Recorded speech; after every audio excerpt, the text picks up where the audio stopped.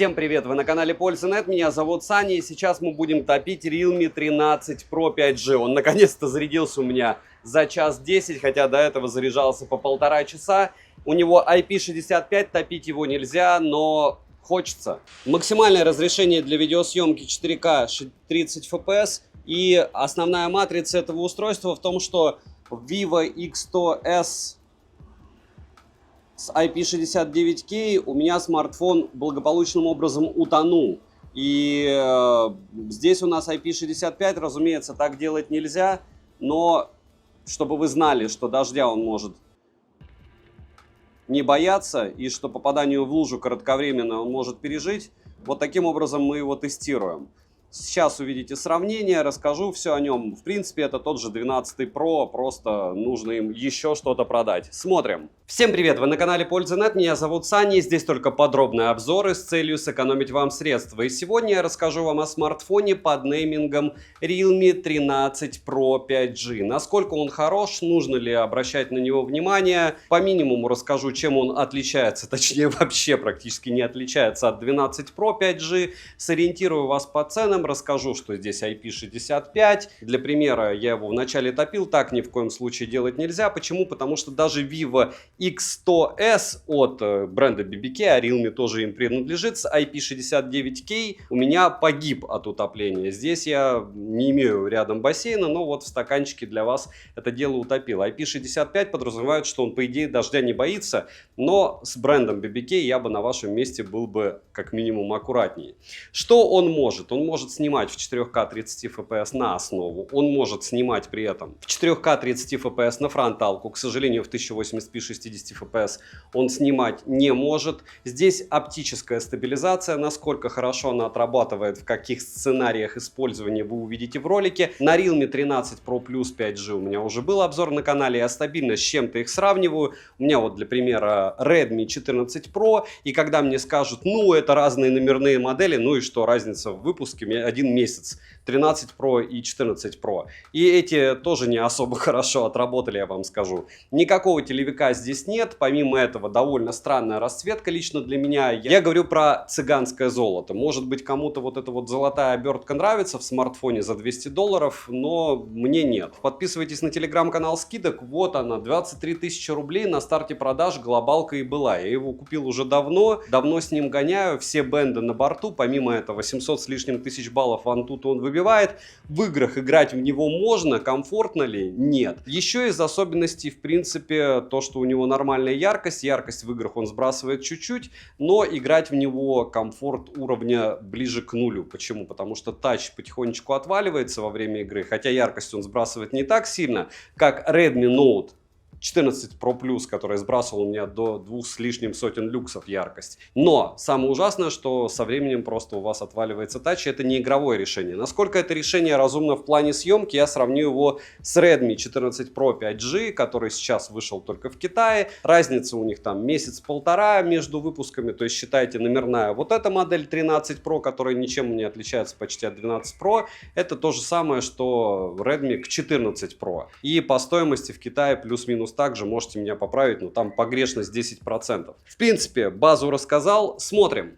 Распаковка. Поставляется смартфон в коробке желтого цвета из плотного картона, все стандартно для Realme. В комплекте у нас смартфон, защитная пленка, кабель для зарядки с USB-A на Type-C, адаптер всего на 45 Вт, защитный чехол, ключ для извлечения слота и руководство пользователя. Слот под 2 симки, а вот microSD вставить нельзя, разумеется. Доступна модель в золотой, фиолетовой и изумрудной расцветке. Вес смартфона в изумрудной расцветке 184 грамма, фиолетовый и золотой 188 граммов. Габариты его составляют 161 на 73 на 8,3 мм без блока камер. В изумрудной расцветке смартфон слегка толще на пару миллиметров. Далее. 7 обзоров в неделю выгружаю, ежемесячно разыгрываю по одному смартфону Poco X6 Pro. Для участия в розыгрыше необходимо подписаться на этот канал с колоколом, оставить любой осмысленный комментарий больше 5 слов, и либо в комментарии, либо в описании своего канала указать свое имя в Телеграме, и вы автоматически в розыгрыше. Помимо этого, еще на Новый год разыгрываю iPhone 16, перейдем же к смартфону. Дизайн 13 Pro такой же, как у модели 13 Pro Plus, обзор на который уже был на канале. Рамки выполнены из пластмассы в золотистой и фиолетовой расцветке, тыльная часть из стекла, а в изумрудно-зеленой из веганской кожи. Сборка хорошая, качество материалов неплохое, но плюс за то, что смартфон имеет стандарт защиты IP65. В начале ролика вы могли наблюдать, как смартфон справляется с минимальным утоплением. На данный момент смартфон жив, но если он выйдет из строя, об этом вы сможете узнать в моем личном телеграм-канале, где вы сможете, кстати, исходники фото с него скачать. Эргономика смартфона хорошая, но грани закругленные, за что от меня минус, так как, по моему мнению, прямые грани и прямой экран без закруглений более удобный как для повседневного использования, так и для игр, да и в принципе вы искажений никаких не видите. На корпусе расположили кнопку питания, качели регулировки громкости, разъем USB Type-C OTG версии 2.0, 2 микрофона с шумоподавлением, 2 стереодинамика с поддержкой Aurality. В настройках есть разные звуковые пресеты, но полноценного эквалайзера нету. Bluetooth кодеков на борту достаточно, на экране вы видите список поддерживаемых кодеков. К слову, Bluetooth чип здесь установлен 5.2 версии. Новый это уже 5.4 и уже сделан даже 6.0. Линейный вибромотор с поддержкой O-Haptics, настраиваемый, тактильно приятный, но флагманским точно не назовется. ИК-порта и мини-джека нет, за что отдельный минус. Как минимум они должны были туда ИК-порт завести, у конкурентов он имеется. Летим дальше. Смартфон оснащен изогнутым OLED-дисплеем на 6,7 дюйма с разрешением 2412 на 1080 пикселей и стеклом Corning Gorilla Glass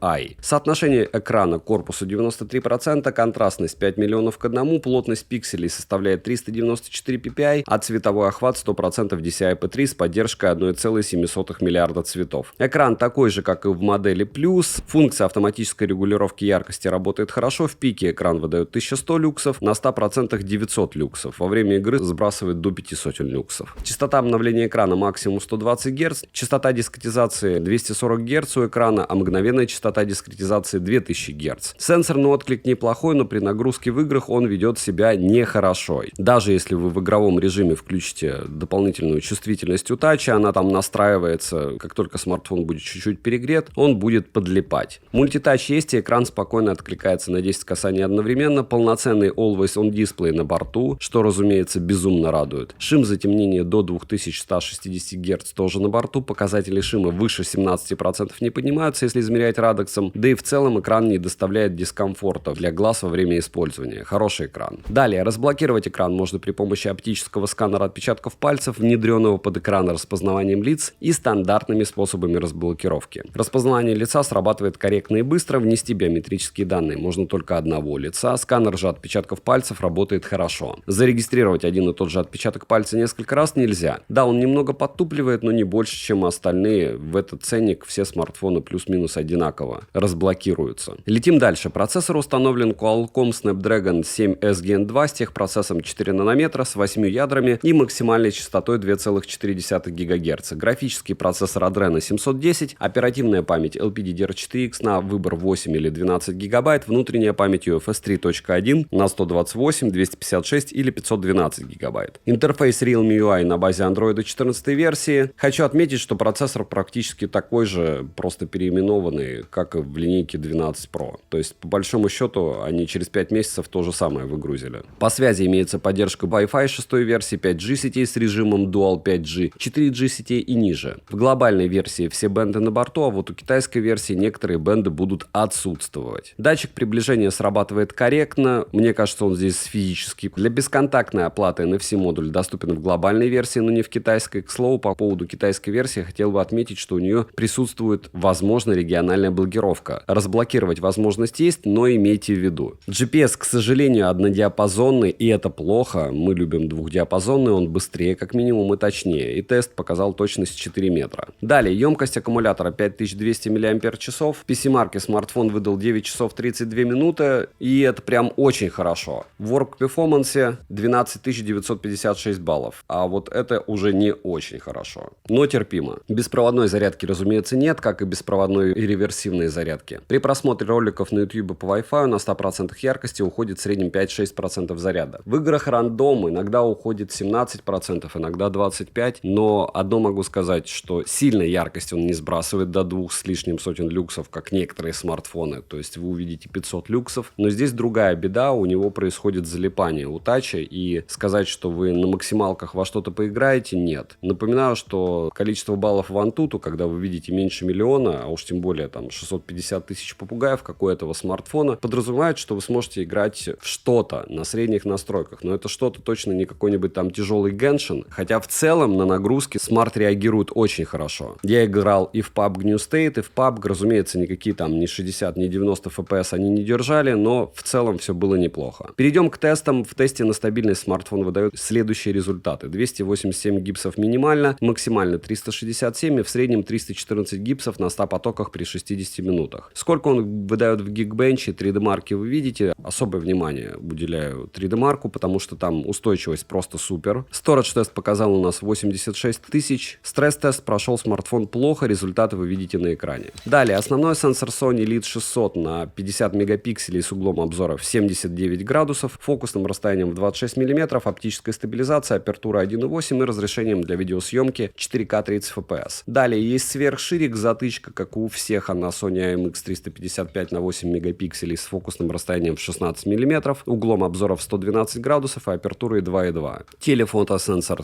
отсутствует. Фронтальный сенсор Sony IMX615 на 32 мегапикселя с углом обзора в 90 градусов, а апертурой 2.4 находится в верхней части экрана по центру в небольшом вырезе. Тоже все как у всех. Максимальное разрешение для съемки видео у него 4К 30 FPS, притом 1080p 60 FPS отсутствует, и это эпичный фейл. 13 Pro Plus я сравнивал с Poco X6 Pro, кому интересно, можете посмотреть, а 13 Pro я сравнил с Redmi Note 14 Pro, который китайской версии. Realme, как всегда, имеет ужасную стабилизацию по детальности и качеству видеосъемки. Redmi выдает лучшее изображение, но не все так однозначно. Сравнение, как и примеры фото, вы сейчас увидите.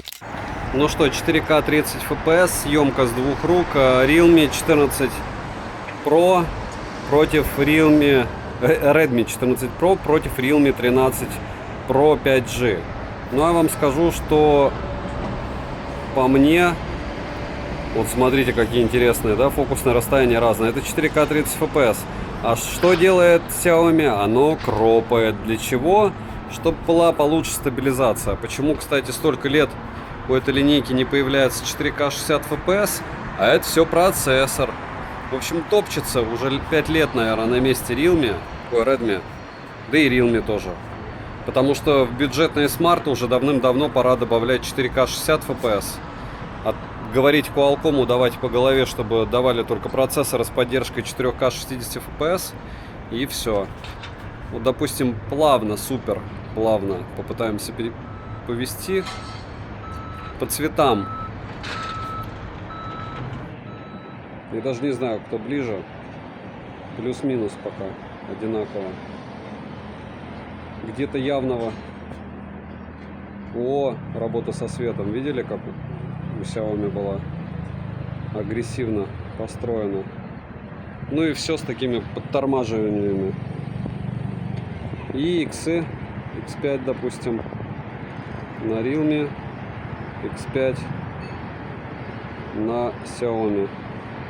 Видите, на Xiaomi зум как? То есть на Xiaomi это эквивалент 4.2 икса. И вот так. Ну, стаб у Realme с ума сходит просто. Просто сходит с ума. Два ультраширика 1080p 30 FPS. Вот так съемка против солнца, допустим. Туда смотреть невозможно. Но снимать мы можем. Вот там солнце над зданием. Видите его? Оно есть.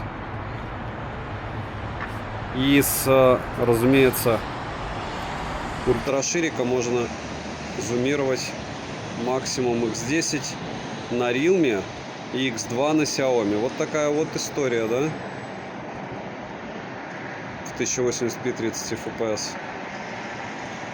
Ага, Realme переключается, получается, на основной модуль, а Xiaomi не может на этой прошивке. Да, огонь. И немного фронталок. Вот у Realme, смотрите, можно 0.8 включить. И прикол в том, что Realme снимает 4К 30 FPS, но не может 1080p 60 FPS. А Xiaomi максимум Redmi снимает 1080p 60 FPS, но не может 4К 30 FPS. По мне, лучше, конечно, то, что у Xiaomi есть 60 FPS, потому что с 30 FPS и плавностью, стабилизацией и все остальное печаль у Realme. Хотя, смотря как смотреть. День, максимально медленная прогулка, 1080p 60 FPS против 4К 30 FPS, фронталка, и вот так примерно сможете себя снимать по улицам, если будете ходить в солнечную погоду. То есть единственное плохо для смарта то, что сенсор бьет солнце. Вот сейчас я дойду до тенька, и ему должно стать хорошо, и одному, и второму. Вот так.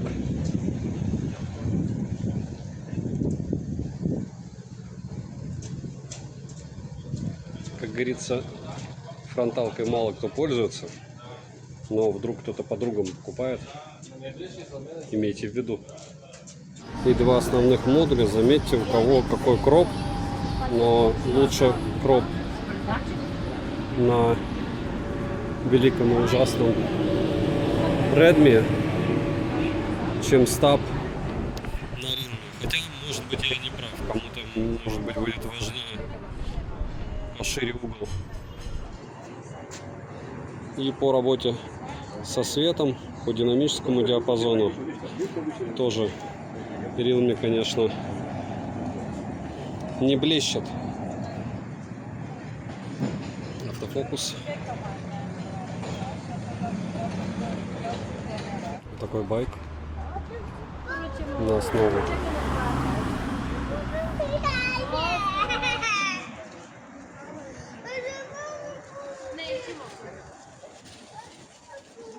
К 30 FPS, настоятельно напоминаю, что на Realme 13 Pro у меня есть обзор из Сербии. Там немного, но хватает для того, чтобы сделать выводы, хорошо он снимает или нет. И вот так он сможет снимать плавненько. И это 1080p 60 FPS. Вообще это дичь, что подобного рода смартфоны не могут снимать в 4К 60 FPS.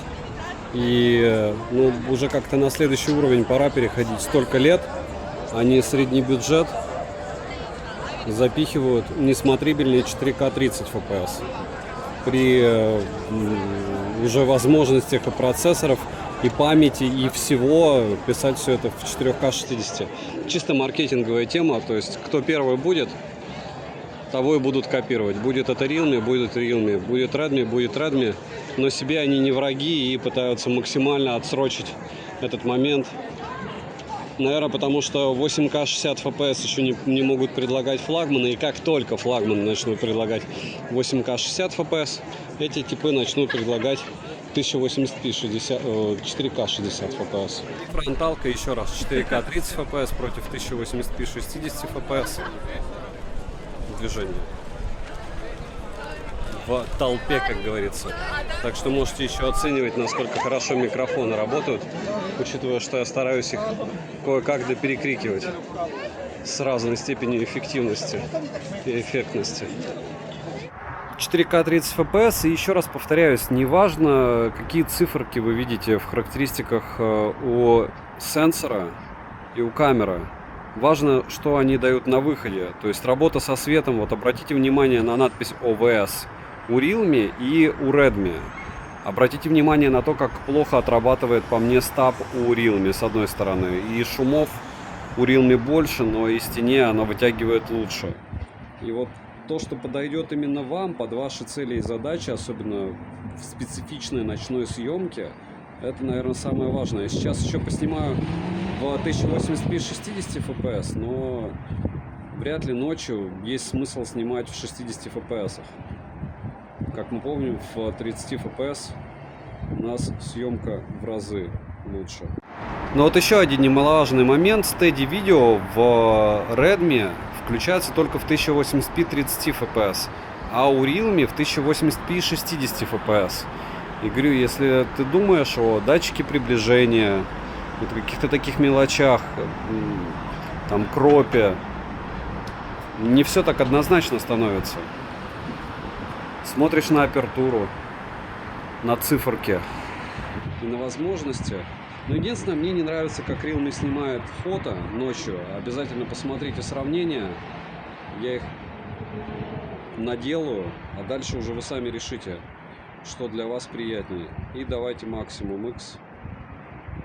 Ага, а в стедишоте, видите, нельзя у Realme заходить в Zoom, а у Redmi можно. Матрица. Вы сейчас очумеете от прикола, но в Redmi есть такая особенность, что ты не можешь включить 1080p 60 FPS с подсветкой. То есть сейчас 1080p 30 FPS с подсветкой, но если я отключу подсветку, то тогда я могу выставить 60 FPS. У Realme же я сейчас снимаю в 4К 30 FPS ночь, и подсветка включена. Но напоминаю, что у Realme нет у нас 60 FPS. Хотя, опять же, когда ты подобное дело снимаешь, ты там супер быстро бежать не будешь, и чаще всего ты, когда говоришь на камеру, ты двигаешься спокойно. То есть, в принципе, 30 FPS в очень многих сценариях использования для фронталки хватит.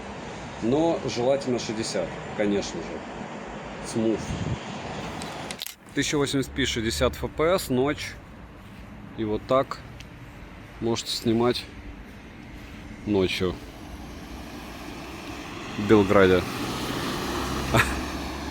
Что там с автофокусами ночными, с основным модулем? Все окей. Автофокус на ультраширик, как по мне, в наличии вроде бы,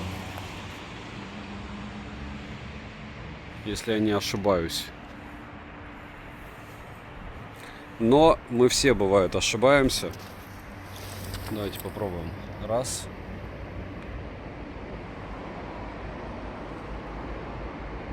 Надо днем еще раз автофокус проверить. Просто это маг. Каждый день. Очередной закат. Супер плавно. 4К 30 FPS. И смотровая площадка. У Realme фотографии плюс-минус всегда одинаковые. Они, мягко скажем, хорошие с одной стороны. С другой стороны, работа со светом, я бы сказал, желает лучшего. Вот посмотрите, здесь у нас великолепным образом, без всяких кропов видна работа со светом. Здесь работа со светом. Все я дополнительно 10 тысяч раз протирал. Помимо этого, если смотреть, допустим, на отдаленные объекты, тоже ничего волшебного мы здесь не увидим. И как бы нам не хотелось считать, что вот это прилично, но как у всех. То есть сказать, что каких-то звезд с неба при зуме он ловит, нет. Да, объект далеко, но опять же зум все еще бесполезный. Да, если мы будем приближать и кропать картинку, зум может быть будет и хуже, а может быть каким-то моментом будет и лучше. Если говорить про съемку днем он снимает хорошо, никаких претензий у меня к нему нет. Да, моментами здесь что-то там плывет. Да. Фотки все вот где-то там мыло, где-то у тебя не так работа со светом, по исходникам фото, что, как, почему и где лучше, можете скачивать в моей личной телеге. Там, соответственно, решайте сами, что вас устроит. Повторяюсь, что относительно флагманов, конечно, это не флагманский уровень, фотографировать все намного скромнее, и будете вы ручками эту экспозицию выводить ISO или еще что-то, особо значения не имеет. В RAW будете фоткать или нет на подобное, то же самое. Но, повторяюсь, такие фотографии вы можете получить и на смартфонах за $150, используя Gcam. И опять же, вопрос с постановочным фото, как и с постановочным видео. Правильно все подобрано, и у тебя все будет хорошо. Если все подобрано плохо, то фотография будет не очень. А основной модуль хорош, ультраширик, как всегда, ни о чем. И фронтальный модуль и неплохой, плохим его не назовешь. Примерно так. Минусы: особых изменений с прошлой моделью нет. Нет ИК-порта, нет мини-джека, слабый процессор, мало мощности. Запаса мощности нету никакого. То есть вы уже некомфортно будете пользоваться смартфоном, и кто бы что ни говорил, в эти деньги более шустрые смартфоны присутствуют на рынке со своими недостатками уже. За что здесь платить такие деньги? Ну, я вам скажу, резюмирую. Нет возможности расширить память, вставив microSD, это мало у кого осталось. Ну и конский ценник не всегда, но не на распродажах. Цену можете посмотреть по ссылке в описании к видео. Не забудьте подписаться на телеграм-канал скидок взаимопомощи и мой личный телеграм-канал по ссылкам в описании. Там иногда много всего полезного. Повторяюсь, чтобы оценивать фотографии, скачивайте оттуда исходники и делайте уже сами выводы. Но звезд с неба Realme, несмотря на всю рекламу, вообще никак не хватает. И резюмировать я бы хотел, как всегда, долго и мучительно. Вы уже запомнили, что ценник был 23 тысячи рублей. Почему я его спойлернул? Не только для того, чтобы вы подписались на телегу скидок, но и для того, чтобы когда сейчас начнется, я так понимаю, пиар-акция у Realme, а они уже начали рассыл там 13 Pro Plus, 13 Pro и всего остального, вы в уме держали этот ценник. Если они будут продавать вот это вот дело в районе 22 тысяч рублей на распродаже, можно брать. Но в то же время, когда я говорю можно, вы должны понимать, что вот это название, это средники, это для вас, чтобы вас успокоить. Потому что здесь делается маленький шаг, а у вас другие материалы. Маленький шаг, это, допустим, Samsung A55.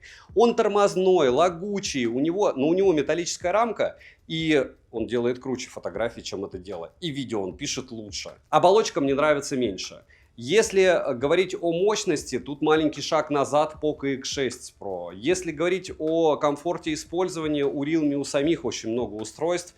6T, 6SE китайские и подобных, кто в оболочке будет летать. 700 тысяч баллов в Antutu это не средняк уже давно. Когда 2 года назад я говорил 400 тысяч баллов в Antutu это за глаза, там и Android был другой, там и игрухи были другие, там и камеры по-другому работали. И да, Lead 600 здесь справляется неплохо. Но вам нужна вот такая съемка без стаба? Вам она не нужна. Люди, которые покупают по $200 смартфоны, потом в премьере не убирают тряску с видео. То есть видео можно вот так вот про него забыть. Технически. Может быть, я не прав, может быть, у вас взгляд другой на эти вещи. Хотите нормально фотографировать, любой смартфон от 150 до $300 с возможностью установки Gcam. Вот какие преимущества есть у этого смартфона относительно его собратьев в 23 тысячи рублей, даже от тех же Realme? Я их мало знаю. Если говорить о Redmi, этих плюсов очень много. Это, вот смотрите, как обернулось все. Адекватный датчик приближения, что для меня очень важно. Следующее. Адекватный AOT, Always on Display, здесь полноценный. Для многих тоже будет это важно. Хорошо очень ловит связь. Redmi чуть-чуть хуже по моим тестам. Вы в эти деньги не получаете никаких проблем. У вас глобальная версия смартфона, который, в принципе, очень даже неплох. Ни суперзвука здесь нет, супер вибро, разумеется, нет, супер фото здесь нет, в играх никакой, и видео очень посредственное, в принципе, такое же посредственное, как у всех. Можно ли купить что-то дешевле? Разумеется, да. Повторяюсь, у Redmi другая история. Но вот этот маленький шаг относительно этих устройств, что меня бесит больше всего, когда ты покупаешь а-ля средняков, в полной комплектации, еще и в глобале, они стоят как средняки настоящие, там 14T стоит там 30 с копейками. Или, повторяюсь, A55 от Samsung стоит там до 30-ки. Или пиксели, которые классно снимают. И у тебя просто миллиард вообще вариантов. В $200 их меньше. Это всякие Poco, это всякие Redmi. И у них будут свои проблемы. Каких-то особых глюков нет. Очень долгая зарядка, 1,5 часа, это прям дичь. Я не знаю, зачем они сделали это, чтобы народ, кто 12-й купил, не расстраивался. Много у меня эмоций, рассказывать нечего, потому что они просто будут сейчас впаривать то, что у них уже было полгода назад в продаже, чему я тоже не особо радовался. Может быть, у вас другой взгляд. Девайсу от меня однозначно в $200, плюс-минус 21-22 тысячи рублей. Да, потому что все состоит из компромиссов. Исходники обязательно скачивайте в моей личной телеге по фото, сравнивайте сами как раз с Redmi 14 Pro, которые еще будут допиливать. Берите глобалки, благо магазинов достаточно и только на супер больших распродажах, потому что этого дела для комфорта вам уже не хватит. Говорю, достаточно зайти в магазин, пооткрывать камеру на Poco X6 Pro, пооткрывать камеру здесь и понять, что это дело уже тормозит. Что будет через 2-3 года, я думаю, вы догадаетесь без меня. Добра и удачи вам, дорогие друзья!